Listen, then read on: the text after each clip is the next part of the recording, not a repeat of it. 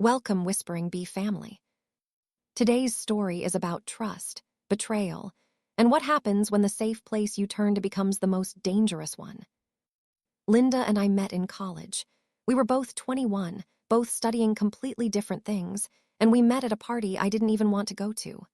My roommate dragged me out, and I was standing in the corner drinking cheap beer when she walked over and said, "You look like you'd rather be anywhere else." I laughed and said, "Yeah, pretty much." She said, "Me too, want to get out of here." We went to a diner and talked until 3 a.m. about nothing important and everything important at the same time. That's how it started. Easy, natural, like we'd known each other before. We dated for 3 years, got married right after graduation, and spent the first few years just building a life. We got jobs, rented an apartment, adopted a cat, did all the normal things couples do. And it was good. Not movie perfect, but real good. The kind where you come home and you're actually happy to see the other person. But somewhere around year 6, things shifted. I can't even point to one moment where it happened. It was more like we both got busy with our own lives and forgot to keep choosing each other. I was working a lot, climbing the ladder at my marketing firm. Linda was doing the same in her job. We'd come home exhausted, eat dinner in front of the TV, and fall asleep without really talking about anything that mattered. The physical intimacy tapered off. Not all at once, but gradually. Once a week became once every 2 weeks became once a month became we can't remember the last time. And neither of us said anything about it because acknowledging it felt scarier than ignoring it. We stopped doing the little things. I used to bring her coffee in bed on Saturday mornings. She used to leave me notes in my lunch. Those things just disappeared, and we didn't notice they were gone until everything else started disappearing too. By year 8, we were roommates who shared a last name. We weren't fighting, which I think made it worse somehow. If we'd been fighting, at least there would have been passion, something. But there was just this flatness to everything. I remember one Saturday afternoon we were both home, which was rare. I was on the couch reading something on my phone. She was in the kitchen doing meal prep for the week. We didn't speak for 3 hours. 3 hours in the same house, and we didn't have anything to say to each other. When I realized that, I felt this pit in my stomach. That night I asked her if she was happy. She was brushing her teeth and she just stopped, toothbrush in her mouth, and looked at me in the mirror. She finished brushing, spit, rinsed, and then said, "I don't know what that's supposed to feel like anymore." We stood there in the bathroom not looking at each other, and I felt like I should say something but I didn't know what. So I just said okay, and we went to bed. A few weeks later she brought it up. We were eating dinner, some pasta thing she'd made, and she said, "I think we need help." I looked up from my plate and she was staring at her food, not at me. She said, "I think we should try therapy, couples therapy." And honestly, I felt relieved. Because she was right, we did need help, and the fact that she wanted to try meant she wasn't giving up on us. It meant there was still something worth fighting for. I said yes immediately. Said whatever she needed, I was in. She said she'd look for someone. 2 days later, she told me she'd found a therapist, Dr. Nathan Pierce. She said her coworker had recommended him, that he specialized in couples therapy, that he had really good reviews online. I asked if she wanted me to look at the reviews too, and she said she already booked our first appointment for Thursday, that we could cancel if I wasn't comfortable, but she had a good feeling about him. I trusted her judgment. Why wouldn't I? That Thursday, we drove to his office separately because she was coming from work and I was coming from home. The office was in this converted house downtown, one of those old Victorians with the wraparound porch and too much character. Inside it smelled like lavender and old wood. The waiting room had 2 chairs and a couch, some magazines about mindfulness, and a small fountain that made trickling water sounds. Very therapist, very calming. We sat there not talking, both on our phones, until the inner door opened. Dr. Nathan Pierce looked younger than I expected. Late 30s, maybe 40 at most. Tall, fit like he actually used his gym membership, wearing dark jeans and a light blue button-down with the sleeves rolled up. He had this casual confidence about him, like a college professor who's also weirdly cool. He smiled and shook both our hands. His handshake was firm, confident. He said, "Joe, Linda, come on in, thanks for coming." His office was warm. Lots of wood, lots of plants, a big window that looked out onto a garden. There was a couch for us and a chair for him, positioned at an angle so it didn't feel confrontational. Bookshelves full of therapy books and random decorative objects. Degrees on the wall from schools I'd heard of. We sat on the couch. Linda sat on the far end. I sat in the middle, then realized that looked weird and scooted closer to her. Dr. Pierce sat in his chair with a notepad and pen. He started with the easy stuff. How long we'd been together. 10 years total, 8 married. What brought us in? Linda answered that one. She said we'd grown apart, that we felt more like roommates than partners, that she wanted to feel connected again. He nodded along, writing notes. Then he looked at me and said, "Joe, what do you think?" I said I agreed with everything Linda said, that I wanted things to be better, that I was willing to do whatever it took. He smiled and said, "That's good, that's really good. The fact that you're both here means you both still care. We can work with that." The session went on like that for 50 minutes. He asked about our communication patterns, our conflict resolution, our individual stresses. He asked about our families of origin, which I thought was weird for a first session, but Linda jumped right in talking about her parents' divorce when she was 12. Dr. Pierce listened to everything with this intense focus, like we were the only people in the world. I remember thinking he was good at his job. At the end, he said he thought we were good candidates for therapy, that he could see we both wanted to make it work. He said it would take time and effort, but he believed we could rebuild what we'd lost. We scheduled weekly sessions for Thursday evenings at 6 p.m. In the car on the way home, Linda seemed lighter. She actually smiled at me and said, "I think he's going to help us." I reached over and squeezed her hand and said, "Yeah, I think so too." The first month of therapy felt like progress. Every Thursday we'd show up, sit on that couch, and talk about our week. Dr. Pierce would guide us through exercises. One week he had us practice active listening, where one person talks for 5 minutes while the other just listens without interrupting. Then we switch. It was harder than it sounds. Another week he gave us homework to spend 30 minutes a day talking face to face with no phones, no TV, no distractions. Just talking. We did it most nights. We'd sit at the kitchen table after dinner and talk about our days, about memories, about nothing important. It felt good. Linda started initiating more. She'd text me during the day asking how my meetings went. She'd suggest we cook dinner together instead of eating separately. Small stuff, but it felt like we were coming back to each other. I thought we were healing. Looking back now, I can see the moment things shifted. It was week 3. We were in session talking about intimacy, or the lack of it, and Dr. Pierce asked Linda directly, "When was the last time you felt desired by Joe?" She thought for a long time, too long. Then she said, "I don't remember." That hurt to hear, but Dr. Pierce said it was important to be honest, that we couldn't fix what we didn't acknowledge. He asked me when was the last time I felt desired by Linda, and I said probably 6 months ago, maybe longer.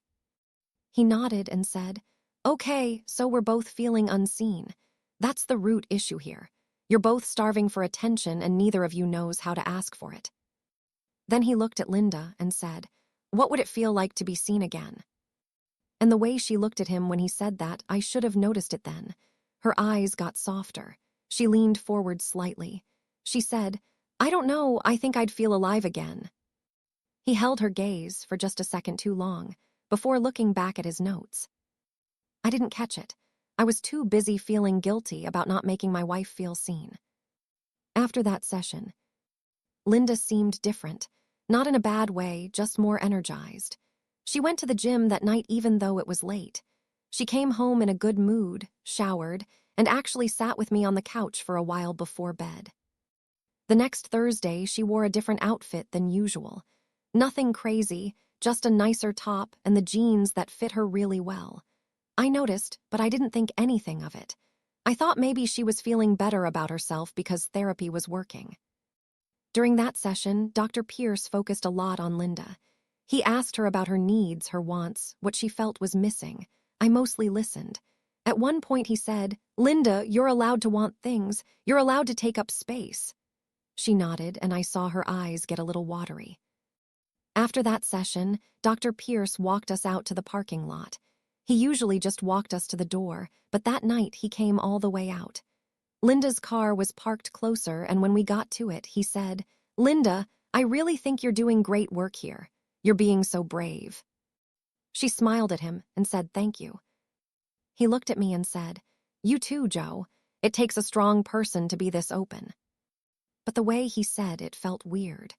Like he was saying it out of obligation, but only really meant the part about Linda. I mentioned it to Linda on the drive home in my car because we'd carpooled that night. I said, "Does Dr. Pierce seem really focused on you?" She got a little defensive, said he was focused on both of us equally, that I was probably just noticing it more when he talked to her, said maybe I was feeling insecure. So I dropped it. Week 5, Dr. Pierce suggested we add individual sessions. He said sometimes couples therapy works better when he can understand each person's individual perspective without the other person there. That way we could each talk freely about things that might be hard to say in front of each other. It made sense to me. We set it up so Linda had individual sessions on Tuesday evenings. I had mine on Thursday evenings, and we kept our couples session on Saturday mornings. My first individual session was fine. Dr. Pierce asked about my childhood, my relationship with my dad, my fears about the marriage ending, normal therapy stuff. I talked about how my parents had a rough marriage and how I'd always promised myself I'd do better. I talked about feeling like I was failing at the one thing I'd sworn I'd get right. He listened and took notes and said things like, "That must be really hard, and it sounds like you're carrying a lot of guilt that isn't yours to carry." I left feeling like maybe I was making progress. Linda's individual sessions were always right after work. She'd go straight from the office to Dr. Pierce's place. She'd get home around 7:30, 8 o'clock. I'd ask how it went and she'd say good, that they were working through some stuff, that she didn't want to talk about it yet. I respected that. That's what you're supposed to do in therapy, right? Let people have their privacy. But what I didn't know was that her sessions were running long, way long.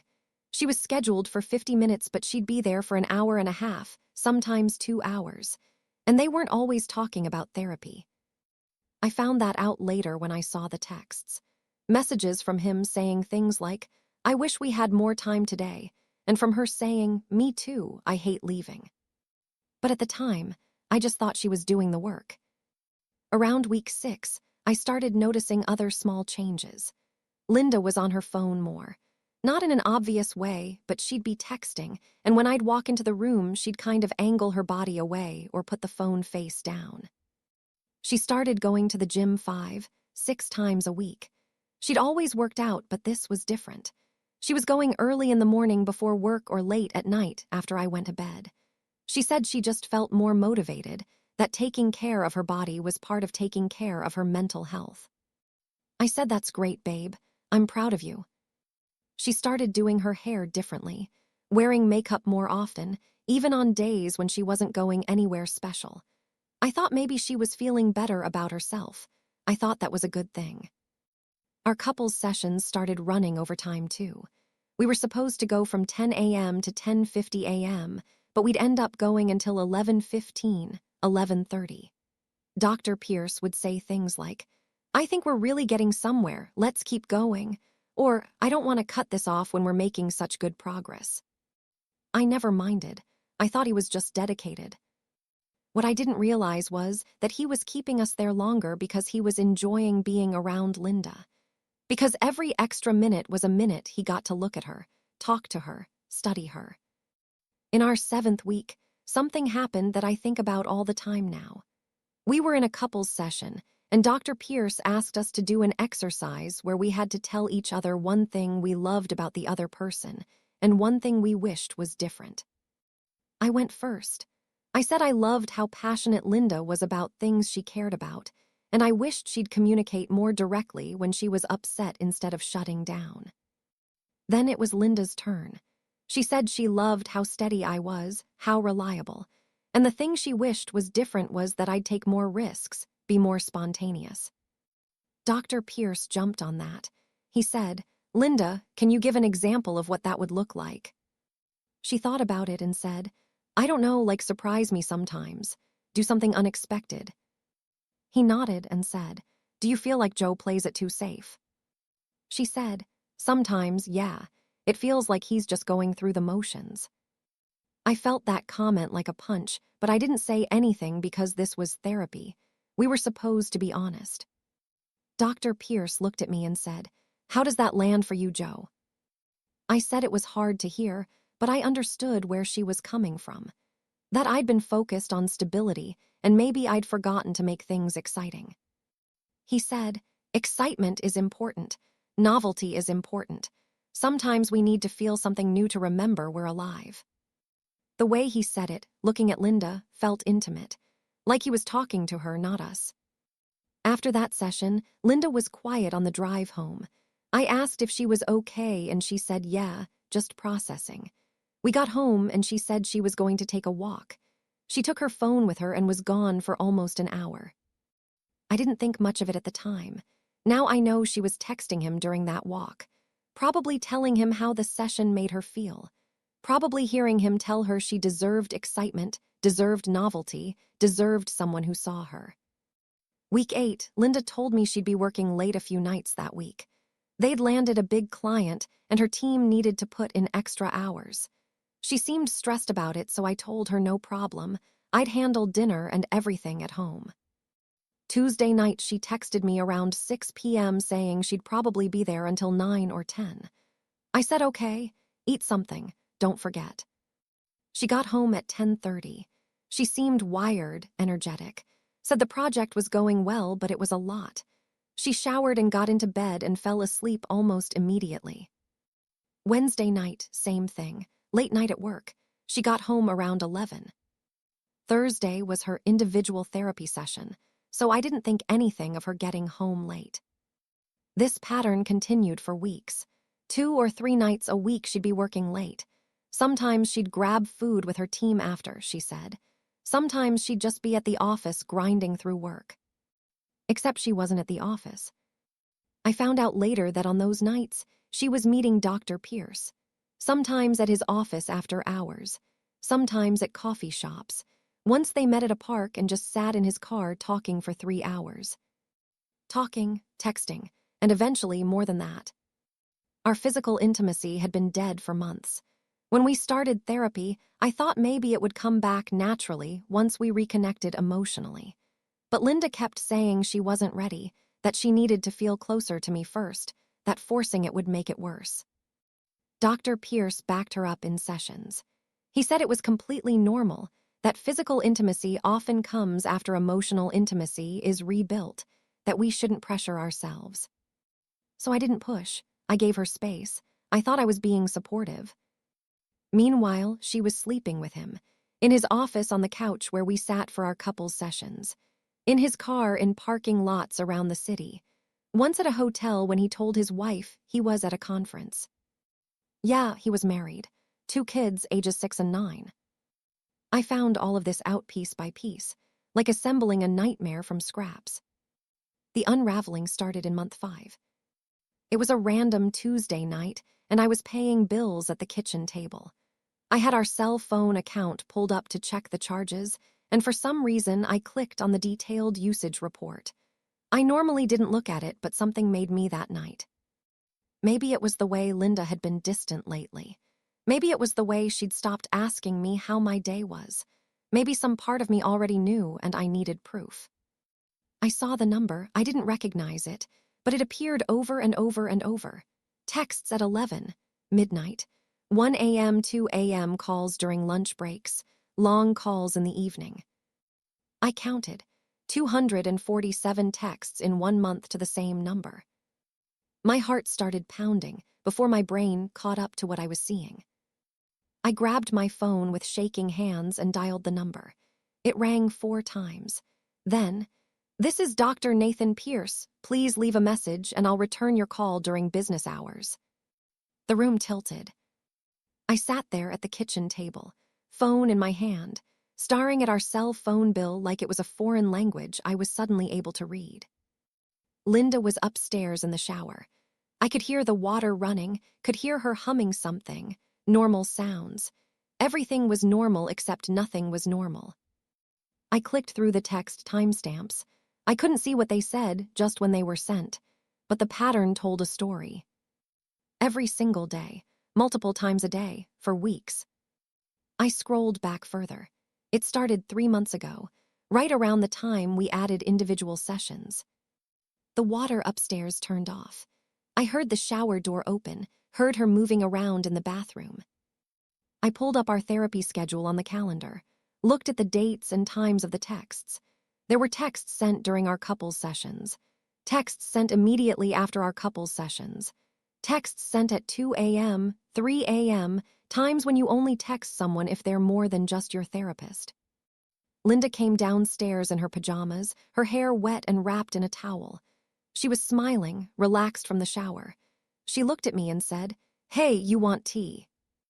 I said, "Why are you texting Dr. Pierce 247 times in 1 month?" Her smile disappeared instantly. The color drained from her face. She just stood there, frozen, with her hand still on the kettle she'd been reaching for. She didn't say, "What are you talking about?" or "Let me explain." She just said, "Oh." Oh. Like I'd caught her forgetting to pick up milk. I stood up from the table. My legs felt weird, like they weren't attached to my body properly. I said, "Are you sleeping with him?" She shook her head quickly. No, Joe, it's not like that." "Then what is it like?" We're just talking. He's helping me work through some stuff." At 2 a.m. She started crying. Not sobbing, just tears running down her face while she stood there. "You wouldn't understand." "Try me." "It's complicated." "Are you sleeping with him?" I asked again. "No," she said, but she didn't look at me when she said it. I walked past her, grabbed my keys, and left. I just drove around for 2 hours, not going anywhere, just driving. When I came back, Linda was in bed with the lights off. I slept on the couch. The next morning, I called Dr. Pierce. It went to voicemail. I left a message. "I know you've been texting my wife hundreds of times. I'm assuming you have an explanation that makes sense for a therapist to send 247 texts to a patient in 1 month. Call me back." He didn't call back. I called the office.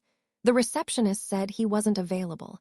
I said I needed to speak to him about an urgent matter regarding his treatment of my wife and me. She said she'd pass along the message. By 3 p.m., I got an email, not from Dr. Pierce, from the office manager. It said that due to a conflict of interest, Dr. Pierce would no longer be able to continue treatment with us, and they'd be happy to refer us to another therapist. Conflict of interest. That's what they called sleeping with your patient. I called Linda at work.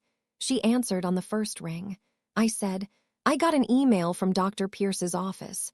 They're dropping us as clients due to a conflict of interest. Want to tell me what that means?" She started crying, said she'd come home.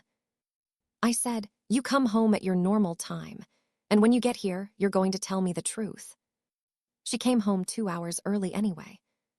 We sat at the kitchen table, the same table where I'd discovered the texts the night before. I put my phone between us with the call log open, showing Dr. Pierce's number over and over and over. "One more time," I said. "Are you sleeping with him?" She nodded, barely a movement, but it was there. "How long?" 2 months. "Where?" "His office mostly, sometimes his car." My stomach dropped. "His office, the office where we have therapy." She nodded again. "The couch where we sit." "Joe." "Answer me." "Yes." I stood up. I couldn't sit anymore. I walked to the window and stared out at our backyard. The garden Linda had planted 3 years ago was overgrown now. We'd stopped taking care of it, just like we'd stopped taking care of everything else. "Do you love him?" I asked without turning around. "I don't know." "Do you want a divorce?" "I don't know." I turned to look at her. She was crying, but I felt nothing. No sympathy, no anger, just nothing. I'm going to my brother's. I packed a bag and left. I didn't know what else to do. At my brother's place, I told him everything. He sat there shaking his head and said, "Joe, that's not just messed up. That's illegal. Therapists can't sleep with patients. It's like against the law." The next morning, I called a lawyer. The lawyer said my brother was right. He said what Dr. Pierce did was not just unethical but potentially criminal depending on our state's licensing laws.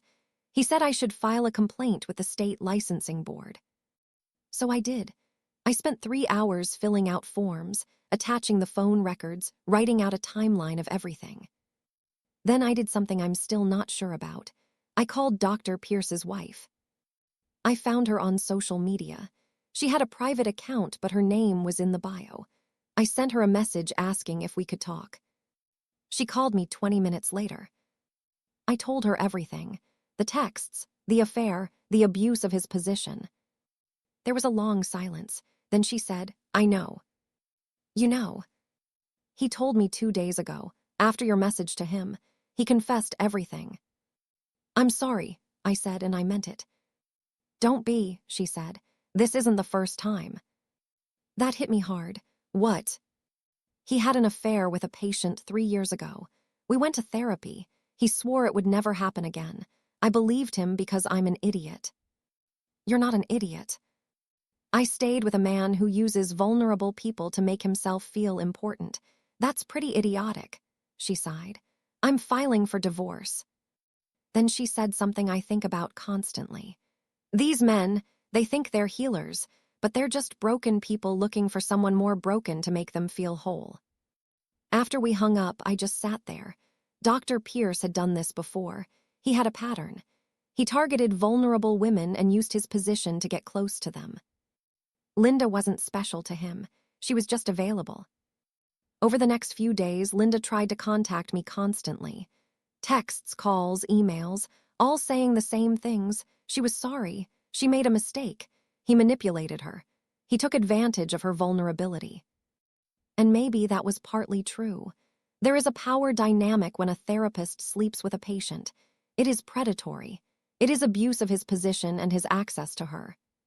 But Linda was also a grown woman who made choices. She chose to text him at 2 a.m. She chose to meet him in parking lots. She chose to lie to me for months. Both things can be true at the same time. I talked to my lawyer about filing for divorce. He said we should wait until the licensing board investigation was complete because it might affect the proceedings. So I waited. Linda and I separated officially. She moved in with a friend from work. My mom called me crying. She said maybe we could work through it, that marriages survive affairs all the time, that Linda made a mistake. I said, "Mom, she didn't cheat on me with some random person. She cheated on me with our marriage counselor, in the room where we were trying to save our marriage, while he sat there asking us questions about trust and intimacy. That's not a mistake. That's a betrayal so deep I don't even know where it ends." She went quiet and said, "You're right, I'm sorry." The licensing board investigation took 3 months. During that time, I found out Dr. Pierce had been put on administrative leave. His practice dropped him. He lost his referral network. His career was basically over even before the board ruled. The board found him guilty of multiple ethics violations: sexual contact with a current patient, exploitation of the therapeutic relationship, failure to maintain professional boundaries. They suspended his license for 5 years. He can't practice therapy in our state until 2029. He lost everything. Good. Linda told me through her lawyer that she and Dr. Pierce had ended things the day I found the texts. She said it wasn't real, that it was just a fantasy they'd both gotten caught up in. I filed for divorce. The proceedings were ugly. Linda's lawyer tried to argue that Dr. Pierce had coerced her, that she was a victim of his manipulation. My lawyer brought the text records to court. They showed her initiating conversations. They showed her using heart emojis. They showed her saying things like, "I can't wait to see you," and "last night was amazing." The judge wasn't buying the coercion argument. We split everything 50-50. No kids, thank God, Just the house, the savings, the retirement accounts. We sold the house because neither of us wanted to live there anymore. I moved into a small apartment across town, started over from scratch, got new furniture, new routines, new everything. And I started actual therapy. Real therapy this time, with someone who came highly recommended and who I researched extensively. Her name was Dr. Mary Rutherford, and she was a 60-year-old woman who didn't take any crap. I told her everything in our first session, and she said, "That's one of the most egregious cases I've heard. How are you doing?" I said I didn't know. She said that's okay. We'll figure it out together. The anger was the hardest part. I'd wake up at 3 a.m. furious, not just at Linda or Dr. Pierce, but at myself, for trusting so easily, for not seeing the signs, for being the guy who sat in therapy talking about his feelings while his wife was sleeping with the therapist. Dr. Rutherford said self-blame is a normal response to betrayal. She said when the people we trust violate that trust, we look for ways we could have prevented it because that feels less scary than accepting we had no control. She said, you can't spot someone's lies when they're designed to be invisible. The betrayal wasn't your failure. It was theirs. I knew she was right intellectually. Emotionally, it took months to believe it. I started journaling. Dr. Rutherford suggested it, and I thought it was stupid at first, but it actually helped. I'd write about what I was feeling, and sometimes I'd discover feelings I didn't know I had. I wrote about the day I realized Linda had checked out of our marriage emotionally long before the affair started. That the affair was a symptom, not the cause. I wrote about how I'd ignored my instincts when things felt off, because I wanted to believe we were getting better. I wrote about how I'd convinced myself that if I was just patient enough, supportive enough, understanding enough, everything would work out. I wrote about how that was nonsense. You can't love someone into staying. You can't be good enough to prevent betrayal, because betrayal isn't about you, it's about them. Slowly, very slowly, I started to feel better. Not healed, but better. Like maybe I could survive this. I started going to the gym, not because of Linda, but because I needed to do something with the anger that had nowhere to go. I'd run until my legs hurt, lift until my arms shook, and somehow that helped. I reconnected with friends I'd neglected during the marriage. I'd always been bad at maintaining friendships when I was with Linda because we just got so insular. But my friend Ben reached out when he heard about the divorce and we started hanging out again. Just guy stuff, nothing deep, but it was good to laugh again. About a year after the divorce was finalized, I ran into Linda at a coffee shop. Pure coincidence. I was grabbing coffee before work and she was in line ahead of me. She looked different, thinner, tired, her hair was shorter. She saw me and her eyes went wide.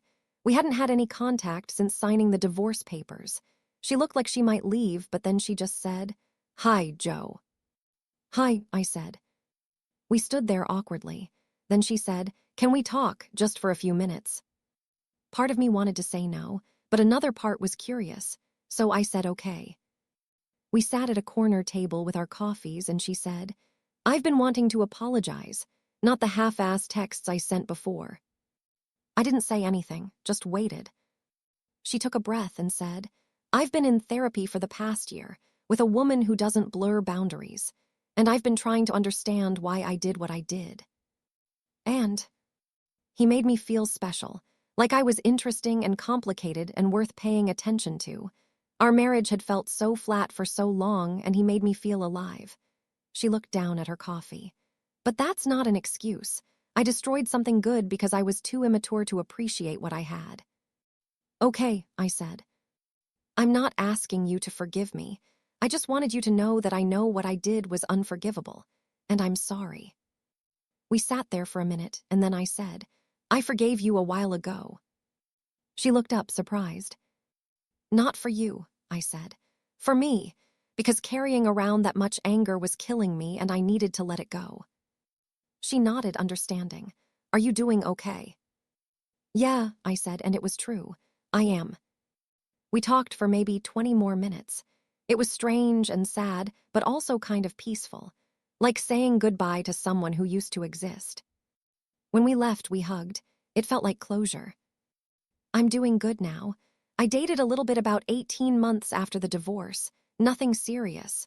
One woman I saw for a few months, but we wanted different things. It was fine. I'm not in a rush to jump into anything. The whole experience taught me things I wish I didn't have to learn. That trust is earned slowly and destroyed instantly. That people can look you in the eye and lie without flinching. That sometimes the person offering to help is the one causing harm. But it also taught me that I'm stronger than I thought, that I can survive something that felt unsurvivable. That rock bottom has a floor and you can push off it. Some days I still get angry. I'll be doing something completely normal like grocery shopping, and I'll remember sitting in that therapist's office, genuinely trying to fix my marriage while he was nodding and taking notes, and probably thinking about sleeping with my wife later. Those moments still sting, but they pass quicker now. And between them, there's actual life. Not the performance of a life I was doing in that marriage where everything looked fine from the outside but felt hollow on the inside. If I could go back and tell myself something that day Linda first suggested therapy, I don't know what I'd say. Maybe nothing. Maybe I had to go through it to become who I am now. Or maybe I'd say, trust your gut. When something feels off, it probably is. When someone makes you feel crazy for asking questions, that's not you being paranoid. That's your instincts screaming at you to pay attention. But even if I'd caught it earlier, it wouldn't have changed the fundamental problem. Linda wanted out of the marriage, but didn't have the courage to just say it. Dr. Pierce was a predator with a license who saw vulnerable people as opportunities. Those are character flaws I couldn't fix. So I left, I healed, I built a new life. And if you're going through something similar, if someone's betrayal has left you questioning everything, here's what I know. You deserve better than someone who lies to you. You deserve better than someone who uses your vulnerability against you. You deserve better than someone who makes you feel crazy for trusting your instincts. It's going to hurt for a while. Let it hurt.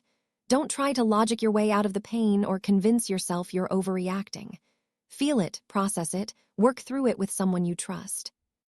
You're not broken. You're not stupid for trusting someone. You're not weak for getting hurt. You're human, and humans are built to survive. I did, you will too. Listen closely. You're stronger than you think.